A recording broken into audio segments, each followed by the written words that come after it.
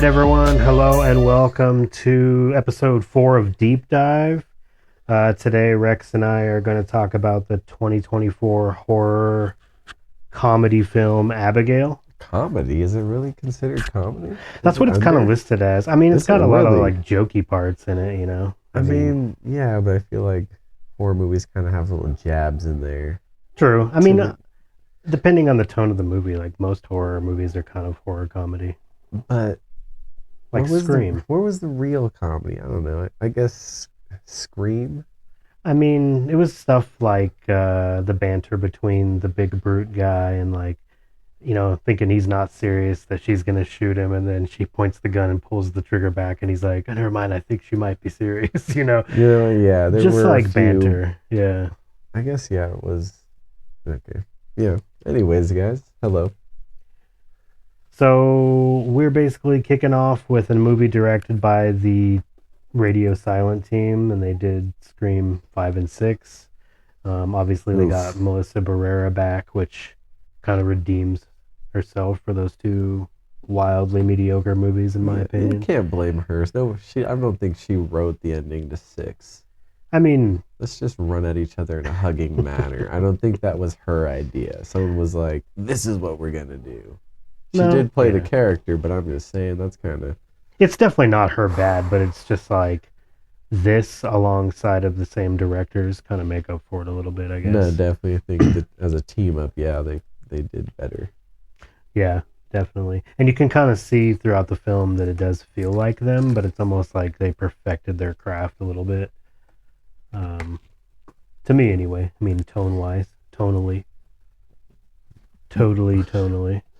The movie itself was good as it being the first time I've seen it, and I've really only heard the name about it a couple times. It was surprising. I knew it was that little girl. I fucking knew it. Like as soon as she was talking to Melissa Barrera's character Joey, and she's like, "My daddy's gonna blah blah blah." I Fuck feel y'all up sorry pretty for good. you. Yeah, I'm like, dude, what the fuck? Well, that's what's cool is that you didn't see the trailer going in, so that when that scene hits you, it's like the actual scene hitting you and not the people who saw the trailer first being like, oh shit, I already know what's going to happen. So really it's more of a shock value movie at this point versus what you went into it feeling like. No, you're right. I mean, that's a whole nother problem with movies that can go on about as trailers being too long and exposing too much. But I'm glad that I didn't watch a trailer because I don't watch trailers too much of anything. So, especially stuff I want to play or watch, I stay away from all trailers, spoilers, stuff like that because I still like the surprise and everything, I guess. Yeah, no, the Whether it's element going of to be surprise, shitty man. or good, either way. Yeah, movie trailers have gotten worse at it because, like I said, they kind of give it away way too soon these days. But And they do like 6 or 7, no, maybe not that many, but at least 3 or 4 different trailers. They have their red band trailers, the 1st like reveal trailer. They have their teasers. I feel like a trailer should be 20 seconds long, 20, 30 seconds long. Show you just kind of a little bit of the movie. like tease you, but not. Not I mean, give you, yeah, show you more than just the name, of the movie and stuff, but show like 30 seconds worth of bits, like cut it whatever way you want with whatever music, but stop making them so long and show the whole movie off. yeah. There's lots of movie trailers recently that do that, where it shows you almost all the key points, and then you watch the movie and you're like, well, could have just fucking stayed home. That was an extensive trailer. Yeah, exactly. But yeah, back to Abigail. I did like it. I was surprised. It's not. I can see what you mean tonally with it now about the comedy, but I didn't find it so horror-y. Kind of just more campy, I guess. But it was really. I like the Abigail being Dracula's daughter take. Like I like that a lot. I like that they did go with the little girl as the killer and not someone else, Like the end villain ended up not being her, but it was still, I still like that. No, yeah, and that's the weird kind of great thing about that movie is it being like a loose remake of Dracula's Daughter, which I mentioned while we were watching it.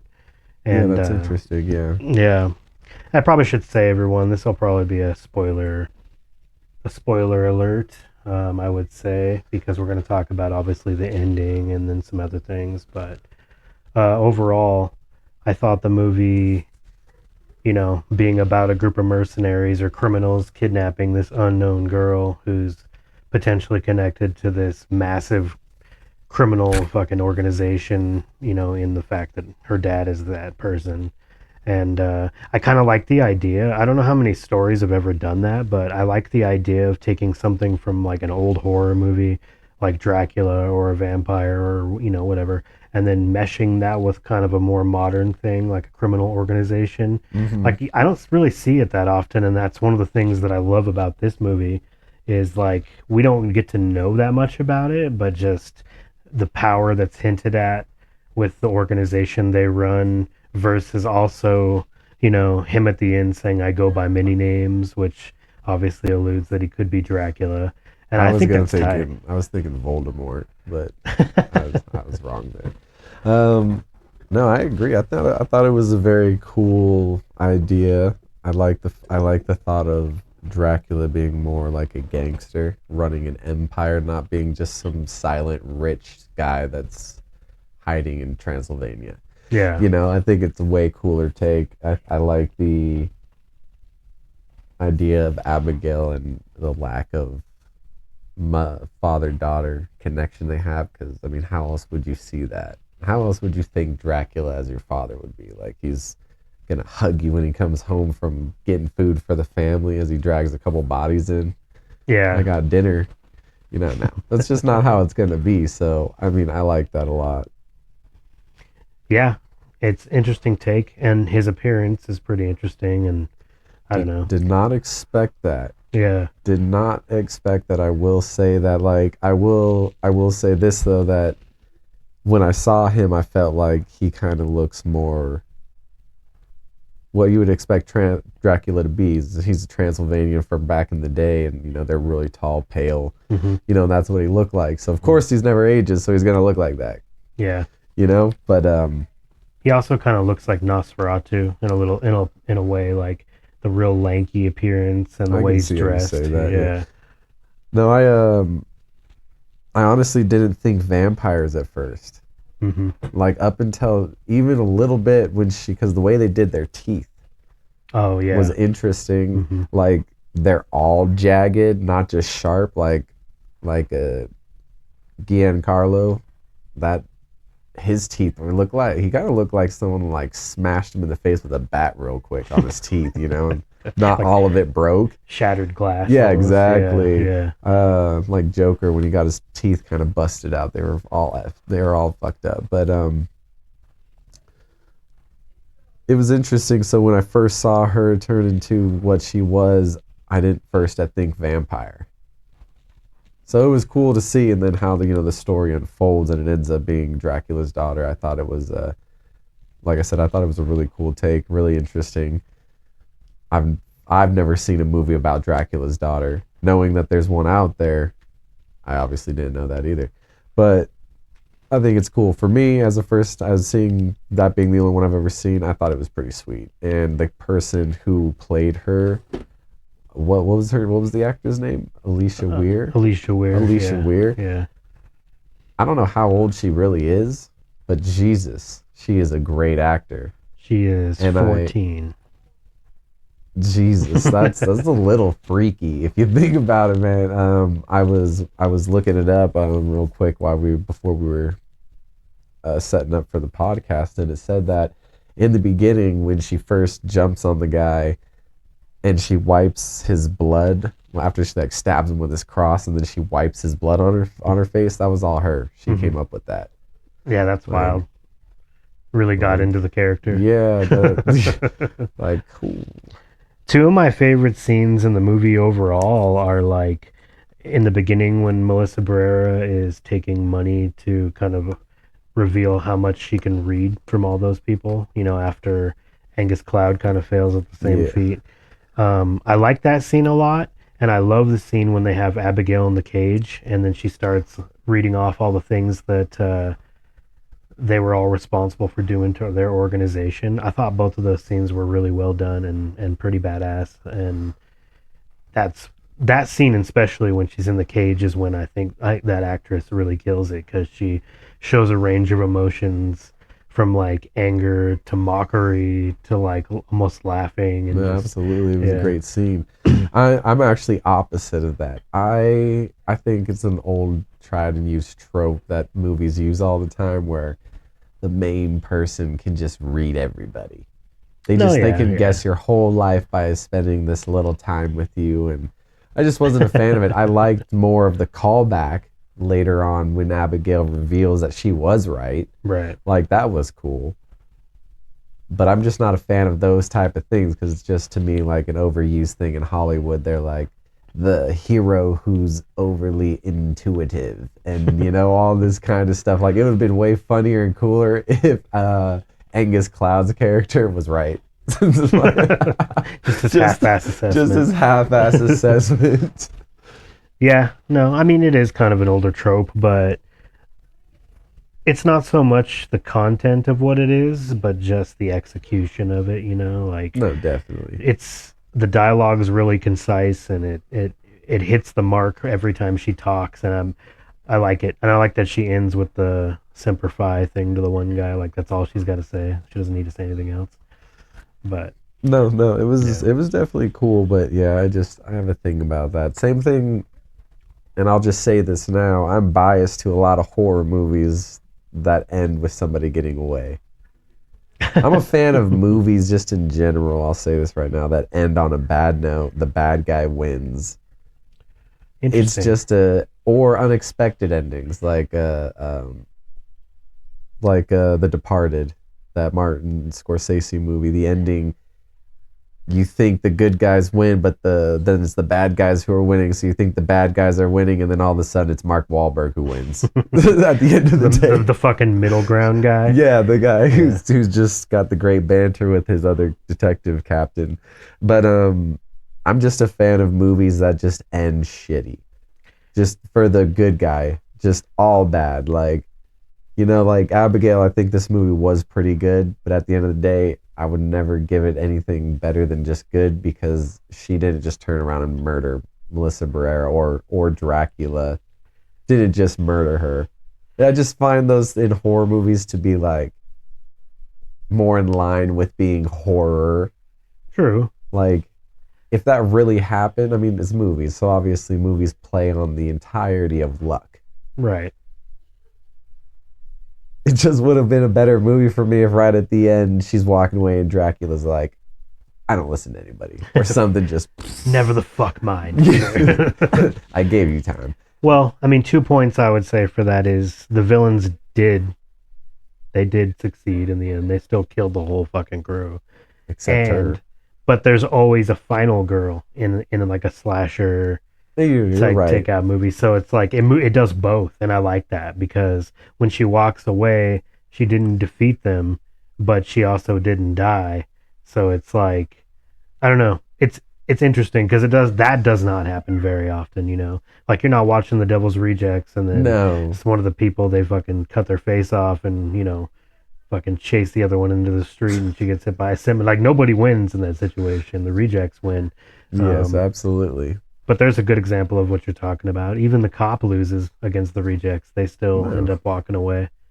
So yeah, it doesn't happen often. It doesn't, and like I said, it's a personal thing. And I know it's the normal thing since movies started, the hero, the lucky one, the one who knows more than everybody all the time somehow gets away with everything and at the end of the day wins. Yeah. So it makes sense, but I personally like when it's different. No, I get you. I'm a huge fan, as you know anyway, of like the old school horror slasher stuff. So Final Girls are always something that I love. Like, Nev Campbell in Scream. She's like the greatest final girl of all time to me. I see. And I think they have their place. Like I agreed that if they didn't have those final girls in those series, especially like the Scream, Hmm. I just don't think the series itself would have done as good. Oh yeah, because it did something different too. Like she came back for multiple sequels, where most of the time, I mean, other than maybe Jamie Lee Curtis. But Jamie Lee Curtis, even still, her roles were sparse, and she was only really in the first and second one, and then she was in what, like H2O. She's in H2O. She's in the beginning of Resurrection, But and then she, she's in all three of the new ones. but doesn't she die in H2O at the end? I thought he like Hmm. pushes her off the top of the fucking thing, or is that in That's the? the start of That's Resurrection. the It's like the start of first 20 Resurrection. minutes of the Yeah, movie. yeah. Yeah. So she comes back for small minor roles in some of the movies, but there was a Hmm. good stretch without her. But she was a singular character. I mean the girl. But what about Freddie? Does he have one? He had multiples. Well, like Nancy, she's in number one, and then she comes back in like I think it's five or six, Yeah, maybe because she wasn't four. part of the Dreamwalkers. No, but she was the counselor, or not the counselor, but one of the like consultants for the Dream Warriors. Dream Warriors, I yeah, think it's Dream three Wars. or I'm sorry, four. Yeah, but I mean, it has its place, and I respect those movies for what they are, and I like a lot of them. Scream, the first Scream I watched, I don't know how many times as a kid, yeah, and but it just has me personally with all movies. Like if the movie ends on a bad note, I automatically like it quite a bit more because it does something different, which is why I'm a fan of earlier Blomkamp movies. I yeah, like yeah, yeah, Chappie, yeah. but I don't like that it's the first movie he did where the ending is not the hero doesn't die or Right, doesn't right. get the way. District 9, he doesn't become human. He gets the guy away and he promises to come back in 10 years. Obviously, Yeah, we'll never know. But, Elysium, Matt Damon's character dies at the end. He doesn't get that surgery. And then Chappie comes along. So I was a fan of his movies just for that, even though Elysium was iffy. Chappie. Eh. But, anyways, on Abigail, outside of that, I do really like it. I like how I was surprised by it. Sometimes I feel like movies these days just play it too safe, even with horror. hmm, Like hmm. like Bloomhouse, is one of the big horror names that have come out, and sometimes I feel they play it real safe. Like the last Conjuring movie wasn't that good anymore. Like the first two were pretty good. Yeah, and plus The Conjuring 3 also retells the story. Like everyone's heard that's the Amityville horror thing is what it Mm-hmm. uses to like build off that, and I kind of like that because it comes full circle. It's like real life inspires art, inspires real life, and then back and forth, with the Yeah, writing of the yeah. whole concept. Because all three of the Conjuring movies are based on supposed real events, and I always like that about them. But with Abigail, I agree, they didn't really play it safe. They kind of went full crazy, and they had the little girl be pretty fucking crazy, and That the was movie's great. bloody as fuck. Oh yeah. And I love the other girl too. The girl playing Sammy, Mm. Catherine Newton, because she gets a chance to play like two different types of situations out in the movie where she's like actually three really, because she goes from the bubbly teenager that's just here for kicks to okay, I'm scared and doing a lot of the screaming and shit and like bringing the horror vibe Becomes the out. damsel pretty much. Yeah. And then at the very end, she gets to do all that creepy, like demonic vampire shit that kind of gives me the Evil Dead vibes. And I actually hella like that scene. Like, I really like the way she's moving around and the way she looks. The And she fucking also has the smile blood she against. has the whole Yeah. time Mm-hmm. fucking is absolutely awesome. No. Um I can't say I cared for her character at all up until that scene, Mm-hmm. but I didn't hate her. I actually like almost the whole cast. Um Wrinkles, which who I know it's not the right name, but that's It, what I'm gonna call him from now on. Wrinkles. it is to fucking Elon Musk's goddamn twin or whatever the fuck Yeah, that he's the guy one that is. named him that. So his name is Wrinkles. But that guy, I have no care for because he wasn't there long enough and really did anything besides die. Yeah. Yeah. He was just the quick character. Mm-hmm. Um, Fodder. Yeah, exactly. Just Hmm. some fodder. But all the rest of the cast, I really liked all their different aspects that they brought. Like especially with the big guy being kind of a pussy. Like just like she nailed it, you were bullied as a kid, now you got all big and bad, so won't get bullied anymore. But then all of a sudden, her and the ex detective Adam They're just fucking just bully walking the all over shit that out of him. He guy. grabs him by the neck. She shoots him like, Hmm. or even before she shoots him, he still backs down. So Hmm. Hmm. I liked all of them together as one. Except, yeah, I didn't like Angus Cloud's character. Obviously, yeah. He I just mean, seemed pointless. Like he was the first to die, so obviously there wasn't much to give him more than that. But even every scene he was in after, I mhm. just didn't care. Like there was nothing. I mean, I know they were going for him being that like thuggish street character where all the rest of them are kind of professionals in their field and he's kind of like the street smart guy, but I don't his performance didn't do it for me. It didn't land for me. I mean, I don't know. I just I mean, obviously rest in peace, but I just don't really like his performance in anything I've seen him in and I mean, I know he was still relatively young and coming up, but if Abigail is what he might have been. I don't know.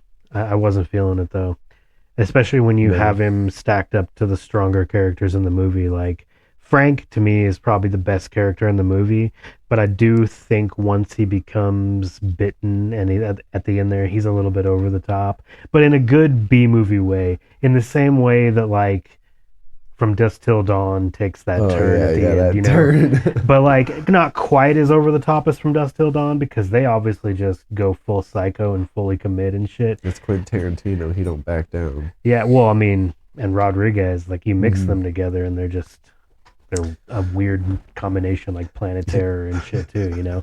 But like I like that in Abigail, Frank is kind of first he goes from being the leader to the guy maybe you can't trust to the complete dickhead, and then he's actually just like the main villain in a way because even Abigail doesn't want that motherfucker around. So I don't know. I mean, I've never seen that guy in anything else that I'm aware of, but I think he killed it in that movie. No, I thought it was great. I thought it was actually an interesting turn again to speak for this movie. Surprising me Hmm. that he became the main villain. Hmm. You think Abigail's going to be the main one until Daddy shows up. So surprisingly, he becomes the main villain, Hmm. and then Dracula shows up. But no, I thought it was definitely an interesting decision to choose like that, especially that far along in the movie. You introduce a whole new villain, but luckily he's already been introduced. Um, and I do like, or let me take that back. I don't really much care for his over the topness as the vampire did as soon as it happened. Just seemed just a little much, Hmm. but I think it just added to the movie. Yeah, it gives it another layer. Like the movie's got a bunch of layers, I think, and it's like homage to other movies, and then its own feel, and then yeah, that step over the top there at the end. But But I'm sure it has to do with just feeling, I guess, with that type of power would probably send you kind of just psycho. Like at first, you're just regular. You're dying. He was all messed up when he went in there. He mhm. was all messed up. He had that stab through the leg. He got thrown down the stairs. Like, dude did not have a good time at first. No, yeah, but he also had a lot of the comedic lines we were talking about too, where she's Mm-hmm. like, "See, your steak didn't work," whatever. He's like, "Oh, it worked pretty good on my fucking leg," or whatever Yeah. that shit. He does say Yeah. the F word a lot, a little over the top, like you were saying. Hmm. Um, Yeah, he's just like fucking this and fucking that, and you're gonna be my fucking pet. And it's like, dude, by the end, you go from being kind of cool to kind of a complete douche, and maybe that's what they want, but yeah, maybe that's what they because wanted, they but I want you to think, hate him at that point. I mean, I think they want you to hate him through the whole movie, but at first you're kind of rooting for the whole team once you realize that Abigail's a vampire. But then again, are we? Because I mean, they were totally cool to kidnap a 12-year-old girl, hold her ransom, and if they don't get their money, fucking kill her. So Well, I don't know. here's That's a weird concept with horror movies. Like, oh, I got to root for the the good guys, but who are the fucking good guys in that movie? Fucking really nobody. and I mean throughout the movie also he's usually right as well. Mm-hmm. Like he's another character that's intuitive in the movie. Like Yeah. he he calls out Melissa Barrera's character Joey when she comes out. She's like, "You are Victor, or whatever his name is. You're him." Or and he's like, "Who told you that?" She says, "She did." Who would? Why would you listen to her? Why would you listen to the little girl telling you that? Turns out he wasn't working for that guy. Mm-hmm. He did. He was undercover. No, You know, yeah. so it was cool that they were doing that with him too, but they were doing it in a way to make you dislike him. Like, Yeah. yeah, he's right, but he does everything in a dick way, just in a really aggressive and makes you feel like an idiot way. You know, like the way he talks to you. Like if you were to actually spill your drink, you'd be like, "Oh, you fucking idiot! Why don't you fucking just go be a retard for a living?" You know, like something like that. You know, just the guy that doesn't let you take it and just doesn't let anything go. Mm-hmm. It's funny. It adds to his character, and that's just what kind of makes you slowly dislike him more and more, even when he's right. Like, yeah, he's right, but dude, this dude's a dick. Yeah. Which, like you said, some of it does add to the comedic value of the movie, but yeah, he's progressively becomes more dickish as the movie goes on. And another thing with his character that I kind of don't like is it makes it seem like he's got this beef with Joey, and they make it kind of happen early on. And that kind of shows that he's just a total asshole because she tries to help him several times, and he's like, thank you, but if you fucking touch me like that again, I'll fuck you up or whatever. And it's like, you just don't like her from the jump, dude. Maybe it's because you're a cop and you know she's a junkie, and So you automatically have that but animosity, just yeah. like I had to work my way for years with you people. Mm-hmm. Because he turns on her so quick at the end. Like they're working together to survive, and then as soon as he's the vampire, he's like, "You better fucking run." It's like, oh, damn, dude. Like you built a vendetta pretty quickly against this remaining person of your crew, and I don't know. It's just certain jumps like that. I mean, they're not out of place in a movie like this, but they seem a little forced, or maybe no, yeah, forced. That's the best word. It's not a bad idea, but they could have fleshed it out a little bit more. Like have them, maybe when the girl suggests like, "Oh, did he arrest you or something?" and that's how you know he's a cop. Maybe they could have had that actually be the case. That would And have been cool. but then again, maybe that would be cliche as well. See, like this is so hard with certain It is, things. but Like, I do think that there wasn't a lot of cohesion in their relationship in the movie because like I hate you. We're going to work together. I'm going to save your life. I hate you. I'm going to save your life again. I'm going to help. We're going to work together to get through this. I hate you. And and then at the end obviously he got the power and he did what he did. mhm, But I mean, it just seemed like a lot of back and forth and forgetfulness. Like given the situation, I understand you got to kind of do what you got to do to survive. right? But you didn't have. You could have before you busted that thing down. You could have let him die. Oh, absolutely. Like, Yeah. just hold off for 1 or 2 more seconds, and then bust the window to bust her arm off. Hmm. But so I feel like it was just a lot of back and forth with them. Like we're teammates, we're haters, we're teammates, we're haters. I'm gonna kill you. Yeah. But I mean, they are just hired guns that don't know each other, hired to just do a job. So I get it, but what do you feel about how she brought them all together and the reasoning? I love it. Like you like that she handpicked them from certain random events that happened to their business that no one would have known.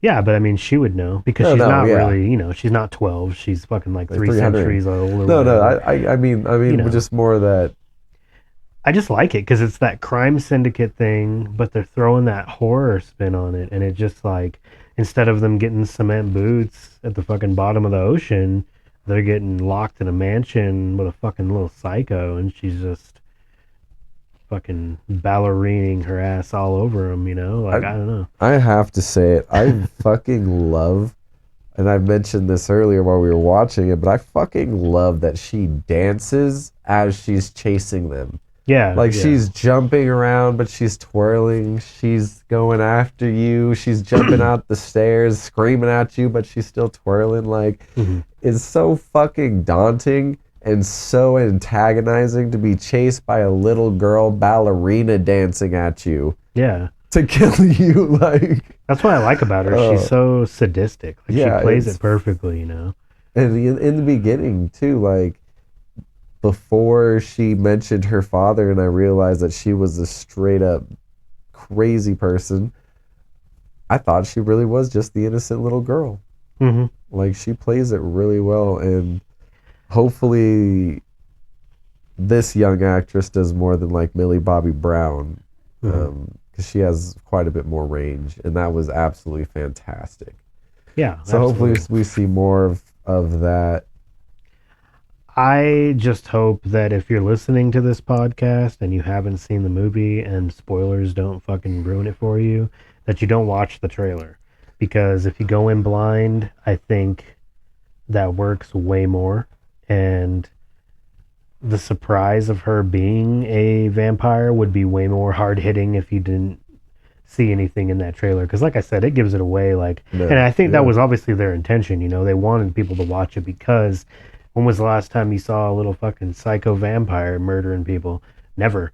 So, I mean, you see them in like they're adults, and there's Kirsten Dunst in Interview with the Vampire, and that was a pretty long time ago at this point, and she was nowhere near as unhinged as Abigail, at least. So, I just I think it's an think interesting spin. I think no, it was, but I think they should. I mean, obviously, as I said earlier, I didn't watch the trailer or anything like that, so I did go into it blind, Hmm. only knowing that Abigail was a movie and it was a horror movie. But I do think it's a misstep of showing that. Like, I know that you got to bring in the people to want to watch the movie, but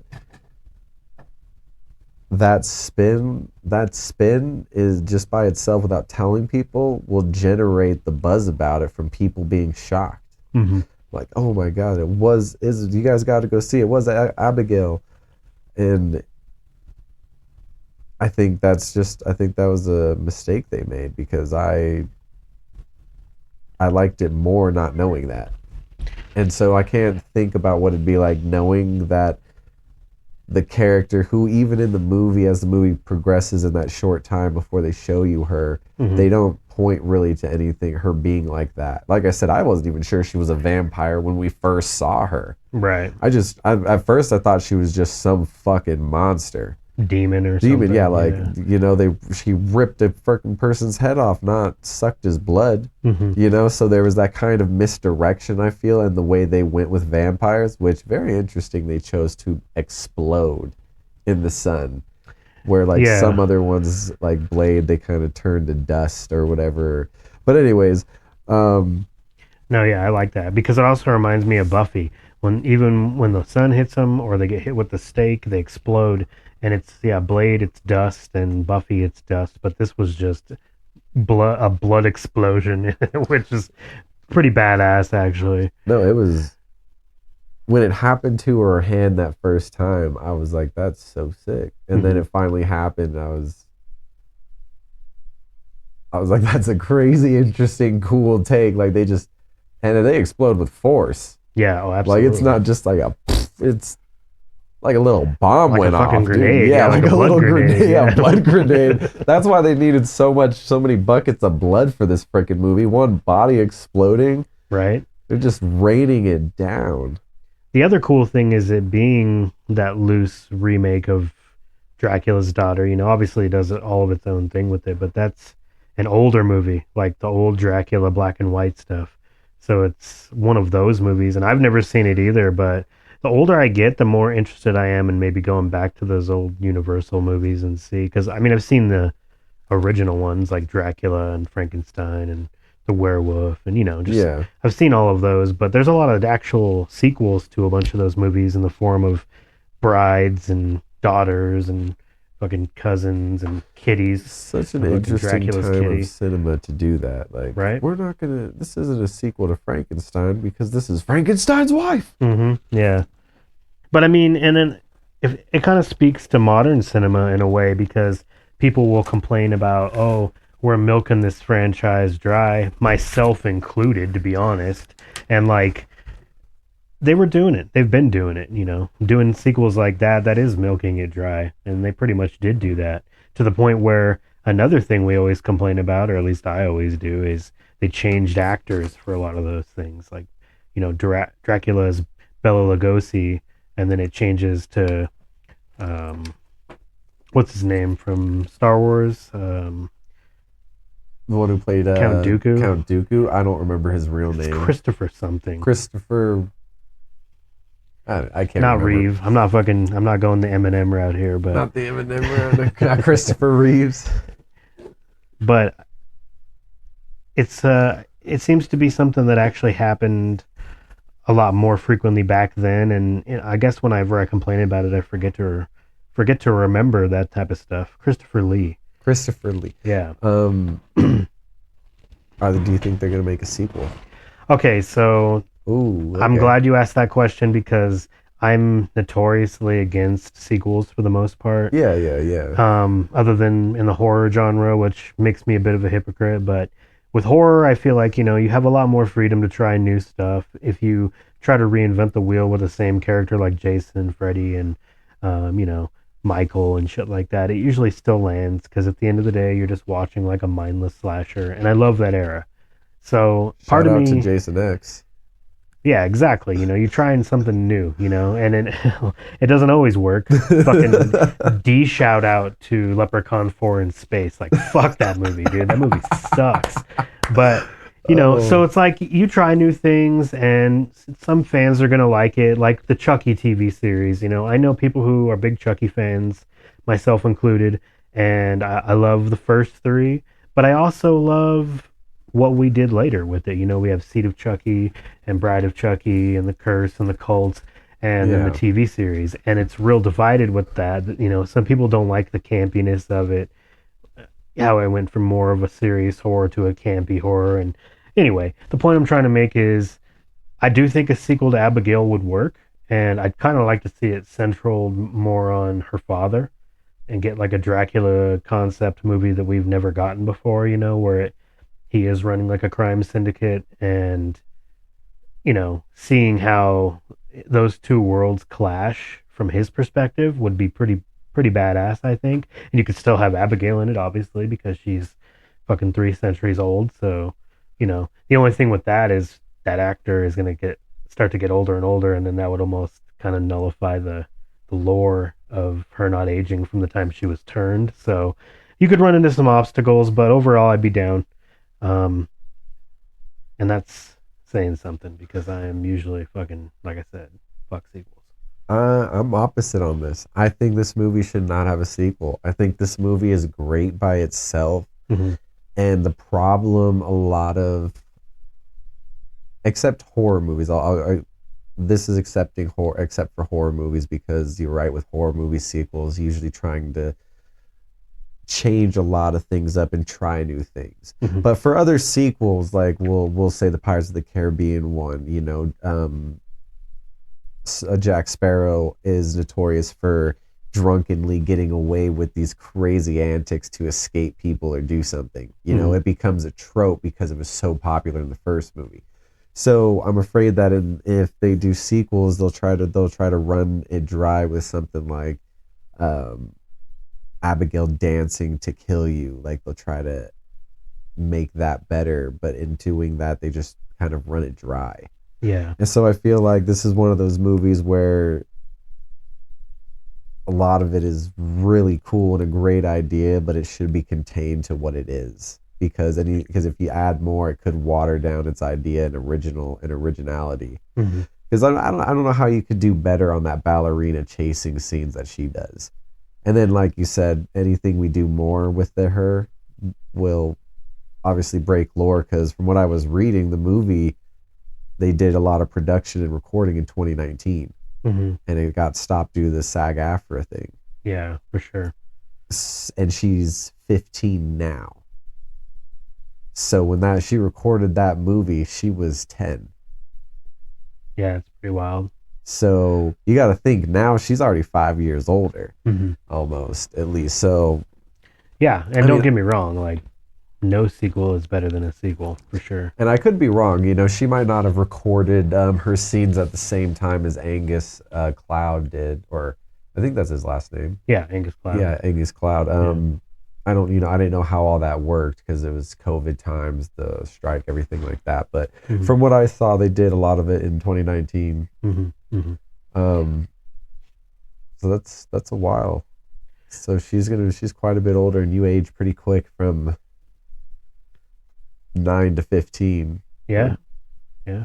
or 10 to 15. I mean, so there's some problems there, but I do think this is one of those horror movies I would find better to just be on its own.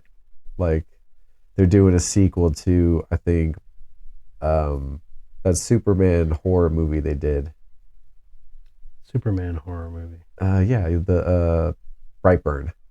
I heard they're Oh, doing a okay. sequel to Brightburn. Don't know I if it's got you. just like talking about it or Hmm. if they're going full into it, but I think that's a mistake.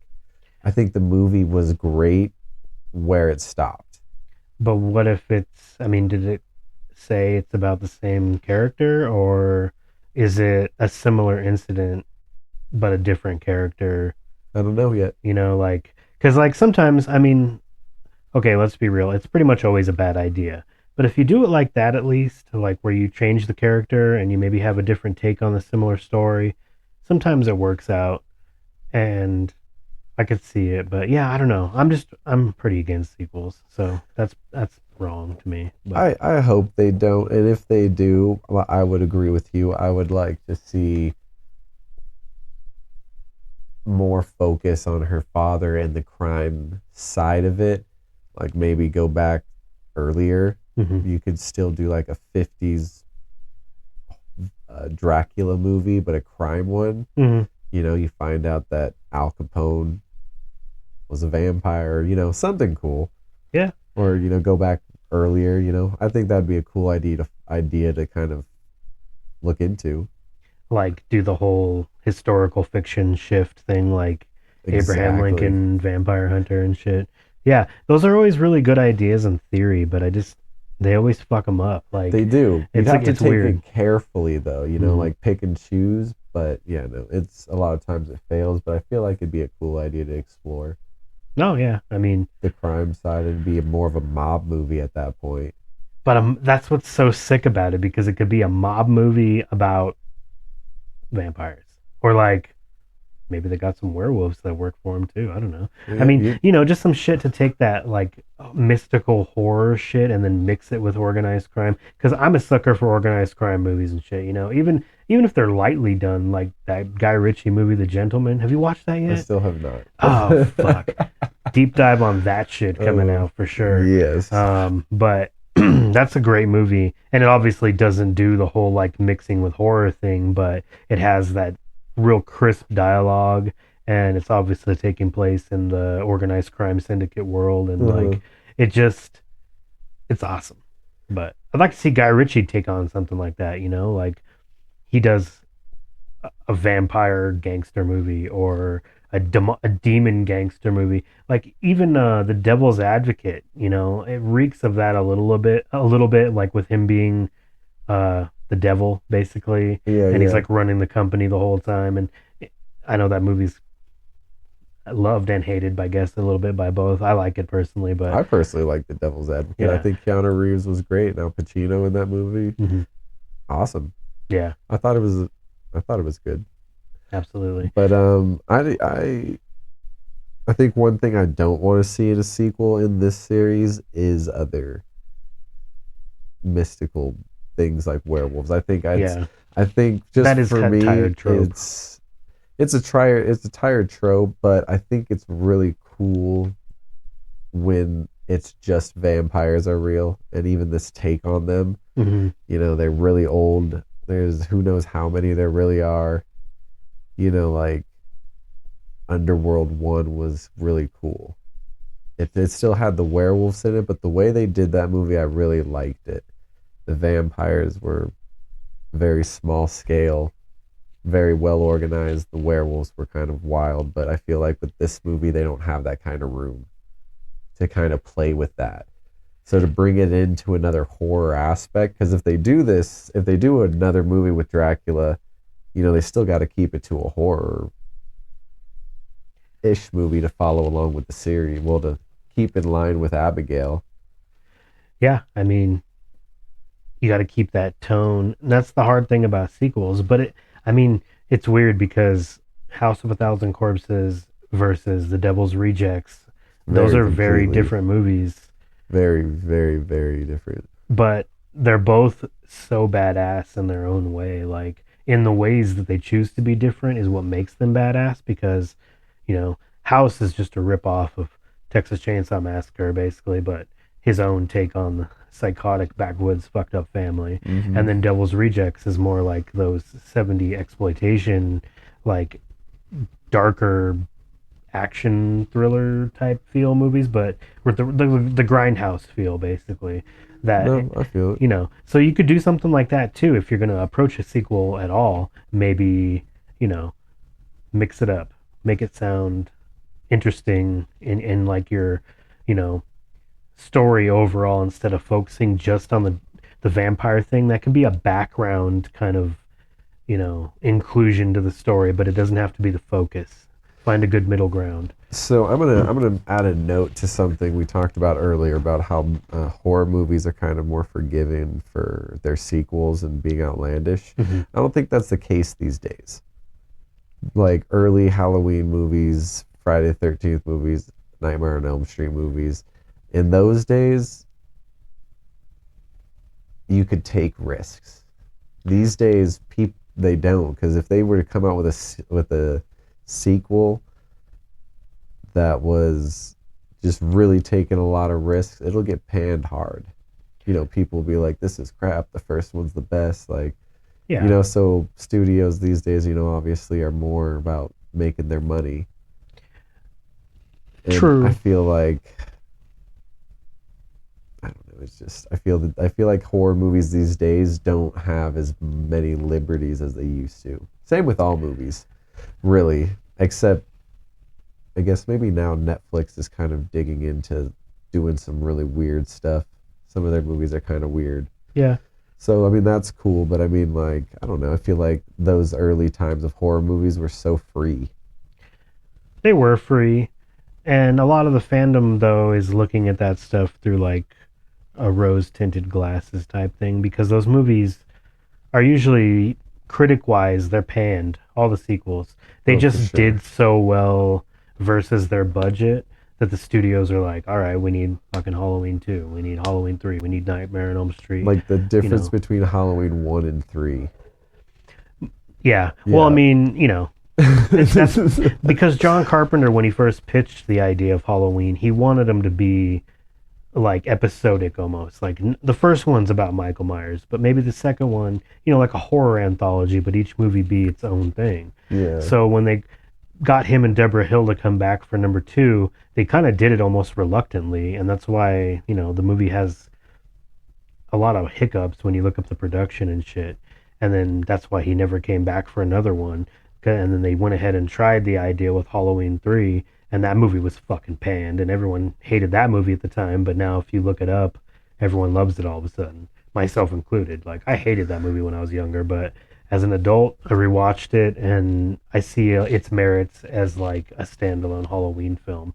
And it does some things that I could see pissing people off, but that's why they brought Michael back for number four, and it's called The Return of Michael Myers because everyone wanted him back. Well, there's the thing, is the movie, and that's something that's not these days. That movie was panned hard, but they still did a fourth one because they still made their money.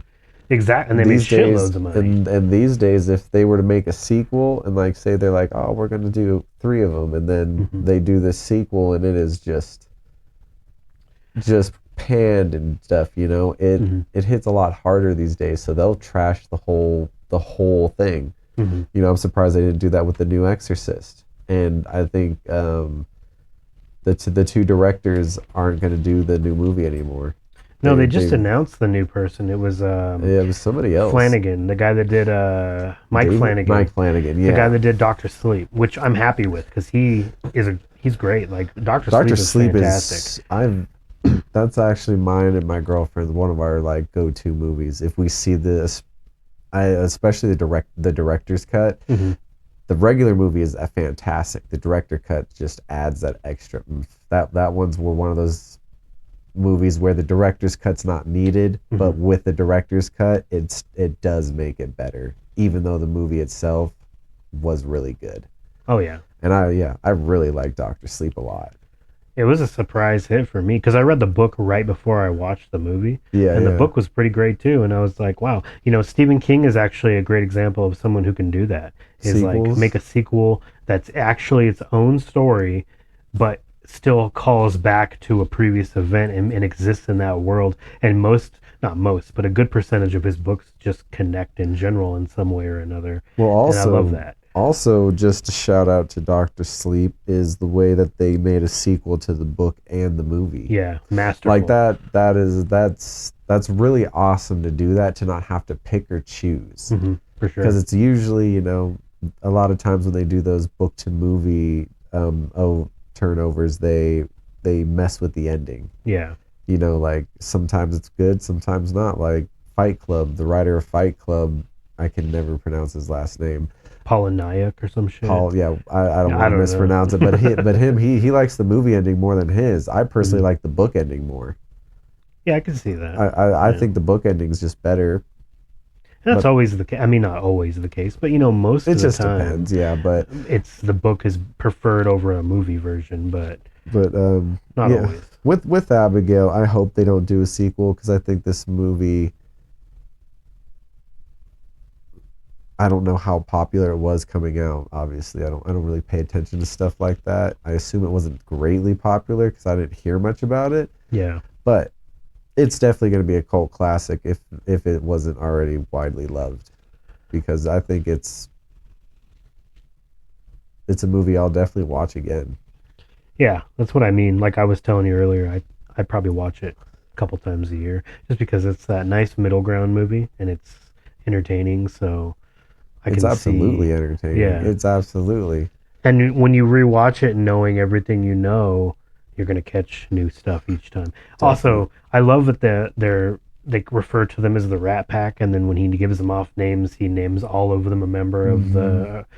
the '60s Rat Pack or whatever, '50s, '60s, and even includes Don Rickles, who was never an official member, which is what makes the banter between Rickles and everybody else the whole time pretty interesting because he's the first one that wants to jet and like Yeah, he definitely seems like he's the odd man out. yeah, The way exactly. he kind of rolls with them, Said he didn't but even give a shit about the money and like, yeah. yeah, no, the movie was done really well, and uh it'll definitely be something I watch again. Like you said, those ones that are on rotation during the year. Like for me, one of them is Oculus, just specifically of horror. Hmm. That movie is a PG-13 horror movie. Usually those aren't that great, Yeah, I was gonna but say this that's one usually an is automatic fuck no for but me, that but one's bloody and pretty gory still, mhm. and I think it's absolutely fantastic. I really like Oculus. Yeah, it's a good one. I think it's a really good one. It's on my rotation all the time. Hmm. Um, so yeah, but I think Abigail will make it on there because it stands out, and I think, like you said, when I watch it again, I'll notice a lot more little details that I missed. But it already has a ton of little details, Hmm. and it's great. It was well crafted, Yeah. and the girl they picked for her was a hit, just like with X-23 for Logan. The girl that plays her, who was just actually in the new Star Wars show, The Acolyte. Oh yeah. Yeah. Um, she did fantastic in that movie. Hmm. She was great. I hope her personality wasn't really like that. It's very very standoffish for like an 8-year-old. Yeah. I um, mean, I think child actors have come a long way. I mean, I remember as a kid, I hated Haley Joe Osment, thought he sucked, and obviously as an adult, I don't feel that way. But as a teenager, I was just like, "Who the fuck is this little kid? I'm not trying to watch movies with little kid actors. What the hell?" Macaulay You know? Culkin has always been good.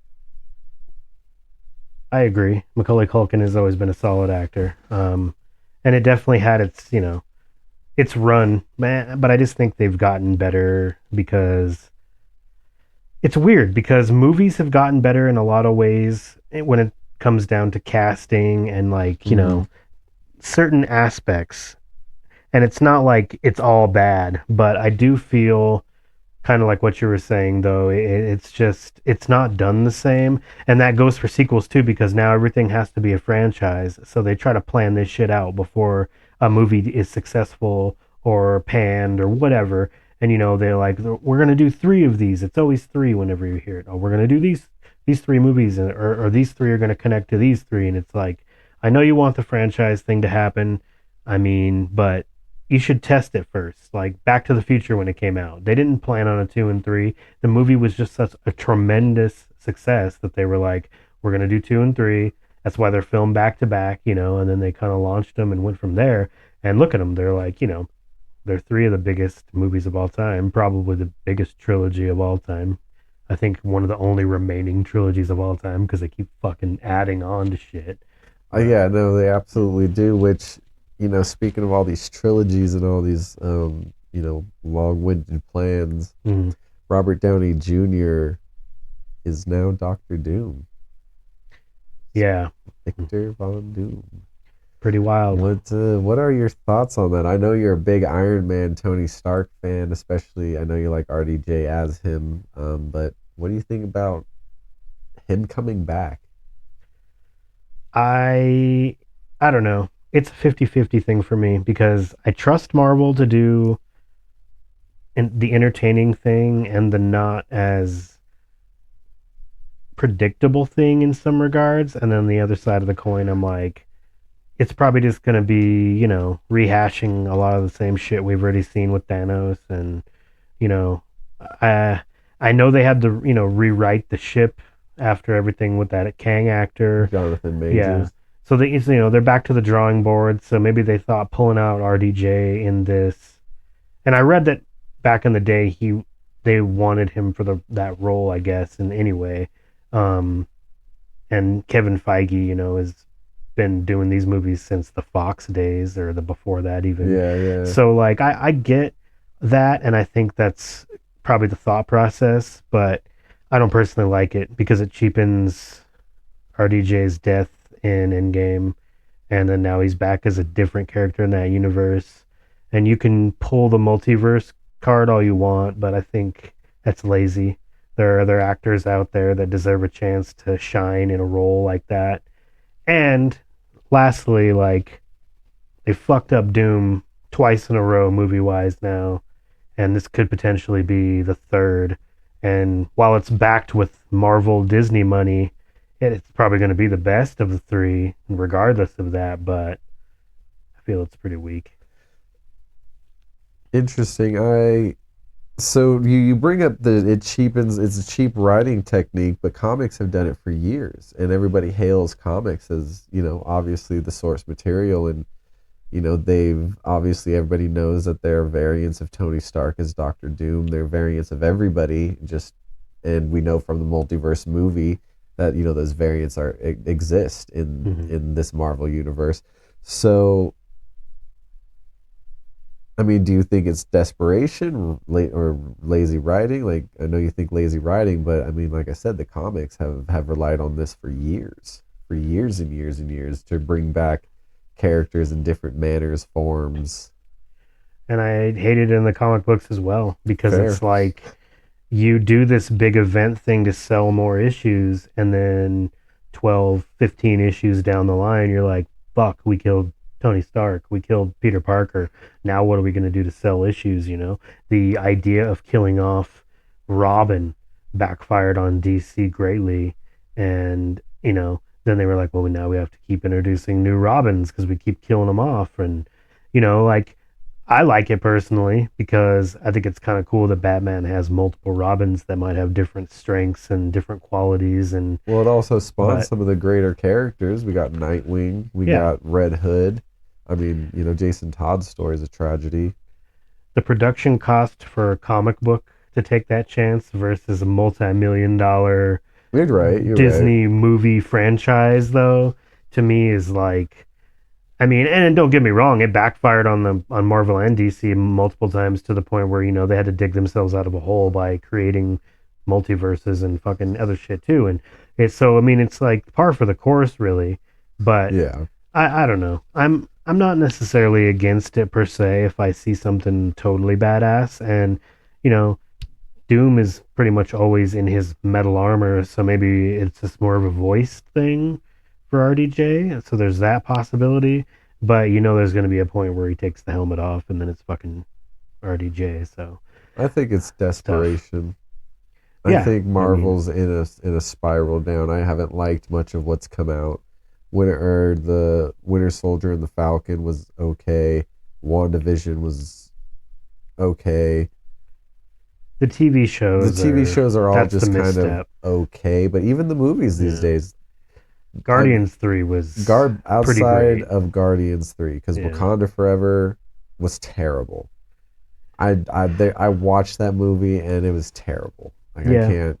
They did an injustice to They the first one. they just it just wasn't good, unfortunately. Then we Mm-hmm. got Ant-Man Quantumanium. I was hopeful for that movie. But that movie had so many problems. Like how can Kang be a Thanos level character if he got beat by fucking Ant-Man? Just answer me that. He literally said to him, Are you one of the Avengers? How many of you have I killed?" But then you got beat by Ant-Man. I will fuck myself up if that's how this works out. So there was that, and the movie sucked anyways. And then what else do we have? Spider-Man No Way Home was good. Multiverse of Madness was okay. The CGI was very, for a movie as big as it was supposed to be, and bringing out Sam Raimi for another superhero movie. I think they dropped the ball on that. I liked it. I liked it I a liked lot. it. I Yeah. liked it, I but thought it was dope. I just like that third eye they had was probably some of the worst CGI I've seen in a long time for a Yeah, they've movie. gotten lazy. For a movie with that budget behind it, the backing, the money they have behind it. Like it is lazy, and it just I don't know if it's Marvel, you know, becoming the villain. They've been the hero so long, they're now becoming the villain, They just overdid it. I mean, and now they're reaching out to their most popular and most money income character back.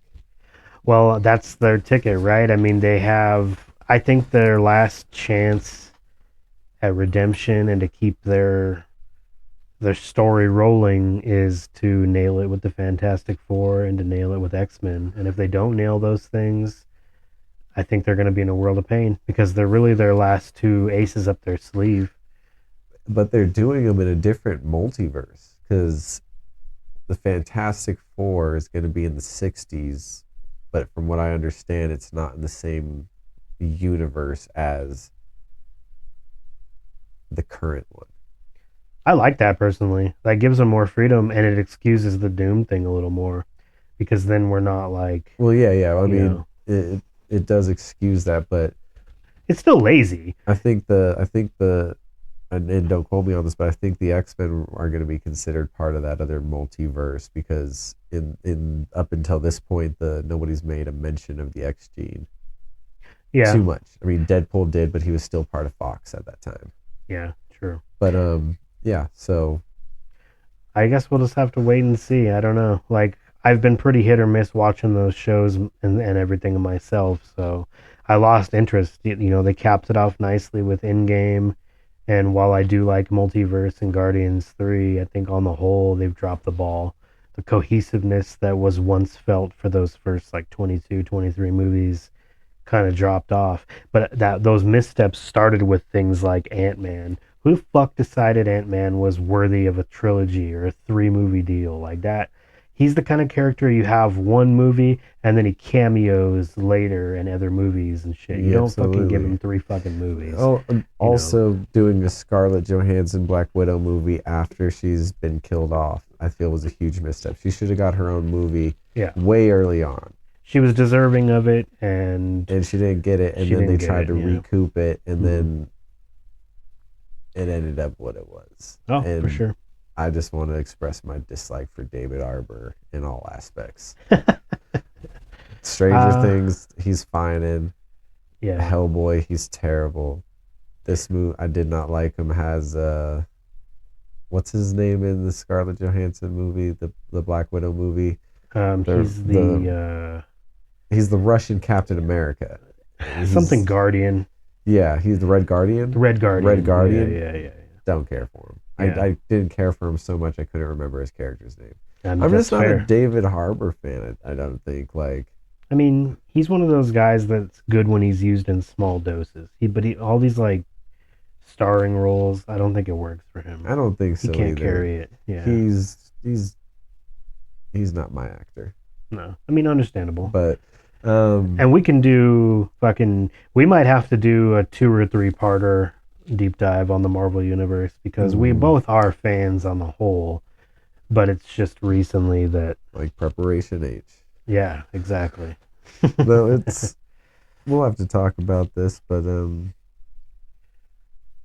Yeah, I mean, we'll definitely do some episodes on Marvel, like I said, and maybe even some on DC and the Snyder universe. And oh, we definitely have to talk about the Snyderverse. yeah, Get your opinions out there oh, and mine. absolutely, absolutely. To wrap this episode up, though, I mean, I think if I had to rate Abigail, I'm gonna give it 8 out of 10. It's probably where I'd put it. And it's wild to give it that high of a rating because I'd give that same rating to shit like Wolf of Wall Street, but just different movies for different elements and you You know, gotta. I feel like you have to be kinder in rating horror movies. You yeah, can't hold them to the same standard as those because the trope of horror movies is this kind of classical obscenity.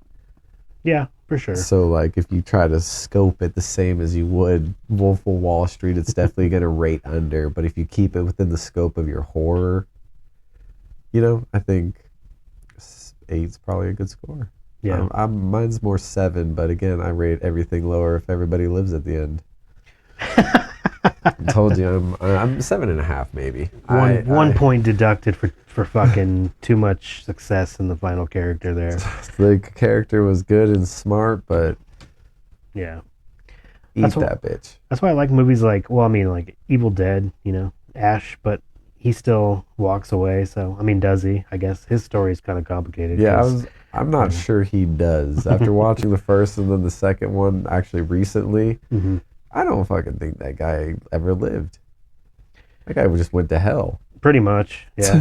He just gets the shit into the stick from beginning to end. But yeah, So, yeah, no, Abigail was good. I like I said, I was pleasantly surprised. I give it a 7.5 for sure. Yeah, it for may sure. not have killed everybody off as I favor, but what it did with what it had, I think was really good.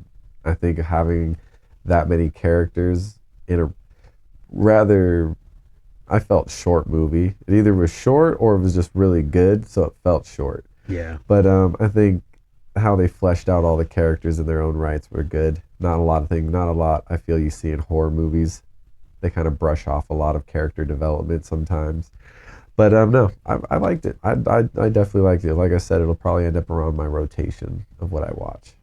absolutely. Yeah, I recommend it as well to anyone who is just into, maybe B movie horror, well produced, well acted, well written, sleeper hits. That's what I think Abigail kind of falls under. But Mm. yeah. So a couple last things before we head out for this evening. Before it's over. I wanted to mention Smashing Pumpkins. They just released a new album. It's called Gotta Agori check that Mori out. May. Yeah, listened to it last night. Pretty good. Surprisingly good, especially for a more recent Pumpkins album.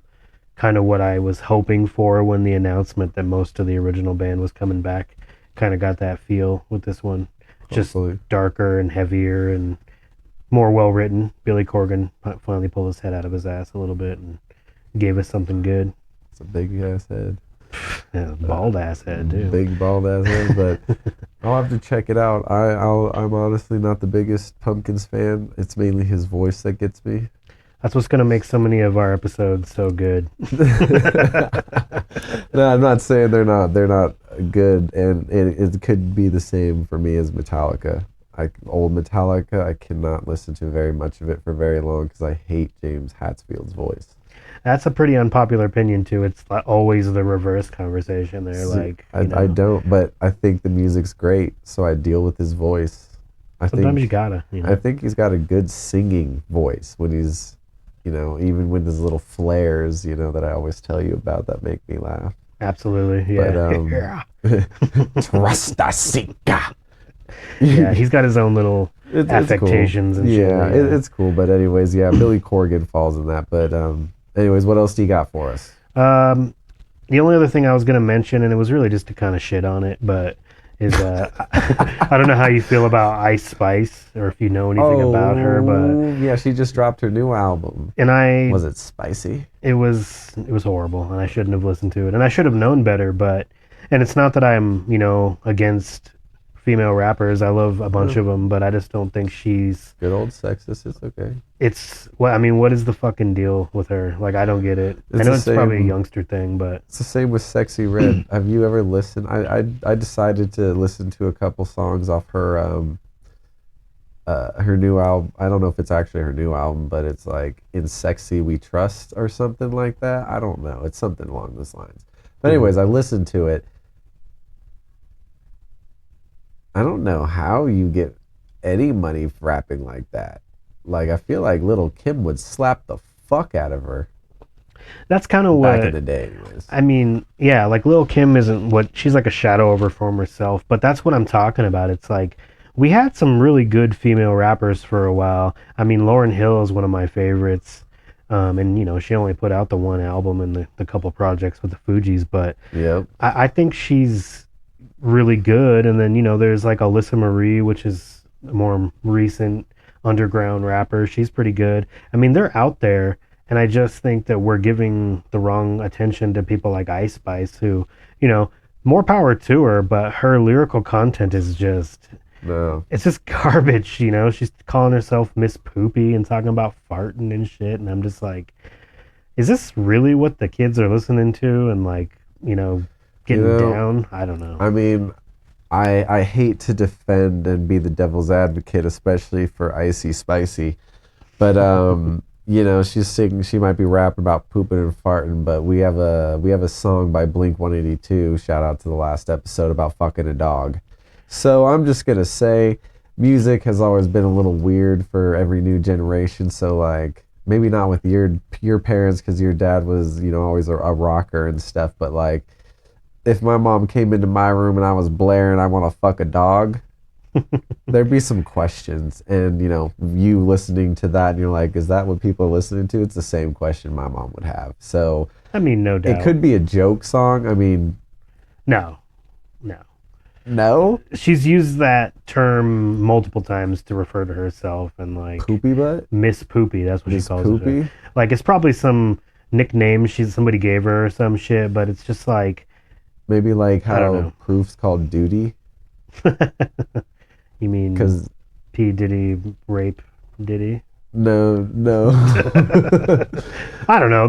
They all got some weird fucking names for sure, but and weird it's phrases and terms, but that is odd to. I mean, that's cool though. Like I guess maybe it's an acronym or not an acronym, but maybe it's just how she refers to her ass. She got a dump. I mean maybe I because she mean, because does. she's got a She's big butt, fucking so got a maybe dumper, but she calls it her poopy. Or maybe. what does she say? She's poopy. She just says she calls herself Miss Poopy. I This don't know. poopy. Maybe it's Like because she's got a big dump. it happens multiple times throughout the album, and it happened on a single before the album, and I don't know. Like I said, it's just not for me. It's and you raise a good point because my dad was into a lot of weird shit too, like Frank Zappa and David Bowie, and they're both fucking weird, and I like both of them too. But I just think the content is not there for Ice Spice. Like this is somebody who's trying to have longevity in the hip hop game, and I think you just got to be a little bit better than that. Be like Megan the Stallion is pretty talented. I don't necessarily listen to everything she puts out, but when she's on, and I think, you know, they're both guilty of similar things, but be better. I mean, I if you're think gonna that's have, just a conversation to have with all rap. I think we're in a time right now where rap, it's kind of like this Eminem thing that's going on. Everybody's hating on Eminem or something like that. But the truth is, every time Eminem drops, it doesn't matter how long it doesn't drop for, everybody's there for it. But Oh, if you have an absolutely. artist like Ice Spice or Drake or somebody like that, you have to drop an album singles all the time. I think Drake cycles albums every 6 months, Yeah. maybe a little longer, but he's constantly dropping singles, dropping features, dropping all this because in these days, if you're not dropping, you're not relevant unless you're somebody like Eminem, where, or even on a lesser scale, NF, he drops his albums and then he disappears. He does his tour and then he doesn't even peep. Yeah. Like he doesn't come out of his rock. And then right when he's doing his next album, he releases a single out of nowhere, and it always smacks and it always gets hell listens, and he's just back like that. But some people, like you said, they don't have that longevity, and if you can't make music that lasts a year, two Mhm. years for you to make it to your next album, you're not going to last. Or Yeah. you're going to have to work yourself to death like Drake. I don't know if he works himself to death, but the amount of songs that guy drops It's is easy when you got impressive. It's impressive. ghostwriters, though. I I mean, he's mean, got ghostwriters, but I mean, even still, though, you have to make sure you're in the studio. You got to do all your stuff. You got to mix. You're always on tour. They've got busy schedules. So just, it's a testament to Drake, even though it's not the way I think music should be done, that he's able to drop so much. yeah. You know, I mean, I respect Drake more than I respect Ice Spice. I'll tell you that. absolutely. I But mean, he's actually got songs that I except he's a do enjoy, rapist. but Did I yeah, say no, that? yeah. Well, Kendrick sure as fuck did. So, uh, well, anyways, this has been a great episode with you guys, and we'll be back next week. yep, we got some things in store for you guys over the next couple weeks, and we can't wait to share our opinions and everything with you. So, But you guys have a good week. disclaimer here, real quick, before we go: mistakes will be made in this. We are two regular guys, and again, we're gonna make mistakes, so don't take our heads off. And again, any ideas on what you want to listen to, send them forward. We Yeah, want to hear, we want to know what you're interested in. This is just what we like, but we want to know what you like. absolutely. Any feedback you guys can send to deepdive@outlook.com. Feel free to give us suggestions if you want to hear us talk about it, your favorite movies or music or video games or whatever it may be. Hit us with that email and we'll get back to you in a future episode. All Shout right. out to Bayside. Check them out. Absolutely. All right. Later, guys. Peace out. Take care.